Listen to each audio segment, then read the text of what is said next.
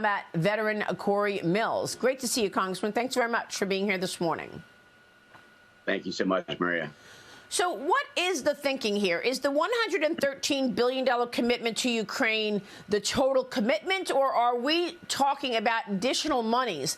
Now the president is talking about this latest $450 or $460 million to Ukraine.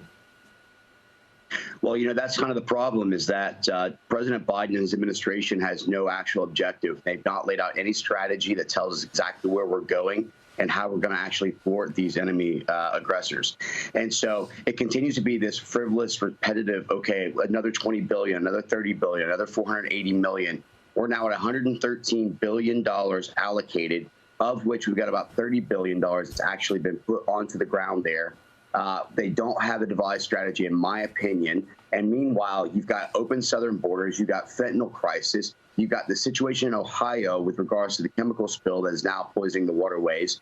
And instead of actually prioritizing and looking at what we need here at home, he has an unlimited and unbalanced checkbook that keeps going over to a foreign nation. Yeah, why is that? I mean, it took 2 weeks for FEMA to actually, come up with assistance for Ohio. And the fish are dead, the pets are sick, people are worried that they have headaches and rashes because of the chemicals in the air or in the water. It took FEMA a long time to actually designate this an area that is eligible for any government money. Well, maybe if the mayor goes ahead and changes his city name to East Kiev, he'll actually get immediate funding by the Biden administration. Seems that's the way to do it. We're continuing to try and talk about the ideas that we're not even, getting 100% audits on the money that's being allocated. That's something that myself, Congresswoman Marjorie Taylor Greene, Congressman Matt Gaetz, as well as from many others, is trying to get. We need transparency to the American people. We talk about inflation. We talk about the Fed rates hiking. We talk about the idea of, consumer good costs going up. We talk about the issues at our southern borders. These are actual issues here at home that we need to be facing. And no, I'm not saying that we can't walk and chew gum. But what I am saying is that there seems to be an unlimited amount of money that we're willing to dump as the Biden administration into Ukraine that needs to be prioritized here at home. Yeah. Meanwhile, what a message China is sending the United States, Congressman. I mean, first, I could say first COVID-19 and the cover up there, but then the surveillance tool, surveilling Americans and hovering around our military installations. No apology whatsoever. We're supposed to be on our heels about it. And now China's top diplomat has traveled to Russia. He's traveling to Russia this week as Beijing may supply Russia with weapons. Our Department of Defense seems to be worried about woke priorities, tweeting this, quote, "Diversity is a strategic imperative, critical to mission readiness and accomplishment."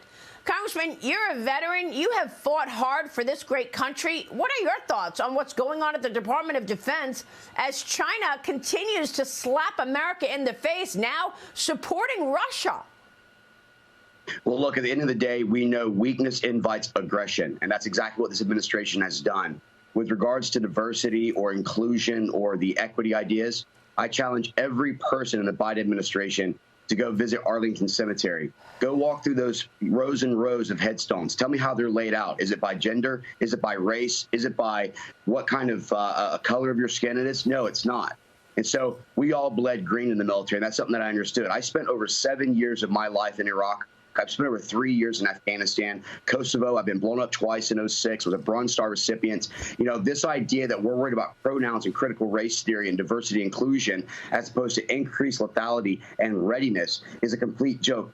Maria, we have 25,000 shortage in our recruitment strategy, morale at an all-time low. And as you talked about, China has continued to ramp up their aggression. The China, Russia, Iran, North Korea geopolitical alignment, this act of evil, is advancing their goals, which is the Road and Belt Initiative.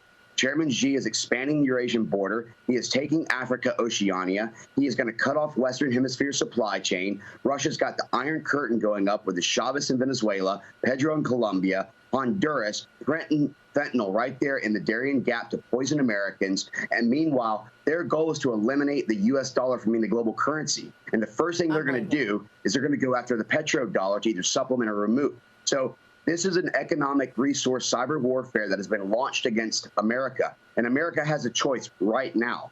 We can either defeat China economically or we can face them militarily later.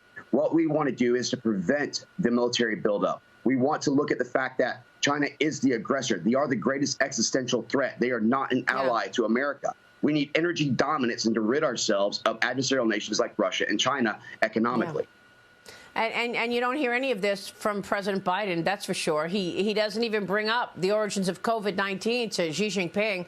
Congressman, thank you for your service to this country. And